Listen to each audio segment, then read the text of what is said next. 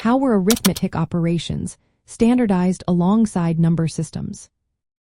Imagine trying to do math with symbols that change meaning every time you use them. It would be chaos.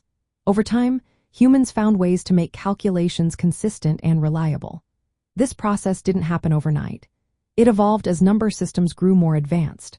Early civilizations like the Egyptians, Babylonians, and Mayans each had their own ways of writing numbers and doing math. These systems were mostly additive, meaning they added symbols together to get totals. For example, Egyptian numerals used different symbols for units, tens, hundreds, and so on. They could add and subtract easily, but multiplying or dividing was tricky. The breakthrough came with the idea of positional notation. The Babylonians used a base 60 system, where the position of a digit changed its value. This made writing large numbers easier. But they didn't have a zero symbol back then, which sometimes caused confusion. The real game changer was the concept of zero. It acted as a placeholder and later became a number itself. Zero was first used in India, where mathematicians realized it could help representing numbers more compactly. This led to the Hindu-Arabic numeral system, which uses 10 digits including zero.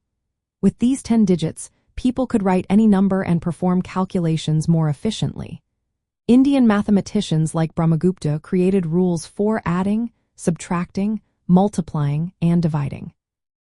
They also understood how to work with zero and negative numbers. These rules were written down clearly, so everyone could follow them. The knowledge spread through trade and scholars to the Islamic world and then to Europe. In Europe, Fibonacci helped popularize these ideas in the 12th and 13th centuries. As these systems spread, mathematicians and merchants started developing algorithms and tools to make calculations faster.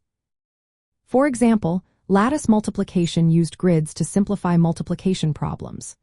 Later, John Napier invented logarithms and tools called Napier's bones to speed up multiplication and division. These inventions made calculations more consistent and easier to do by hand. Over time, writing down algorithms, creating tables of logarithms, and inventing mechanical aids helped standardize how we perform arithmetic. This process turned a patchwork of different practices into a universal system.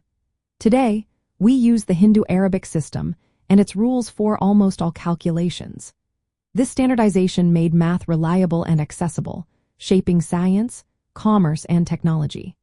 So, the story of how arithmetic operations became standardized is really about how humans improved number representation and created clear rules and tools for calculation.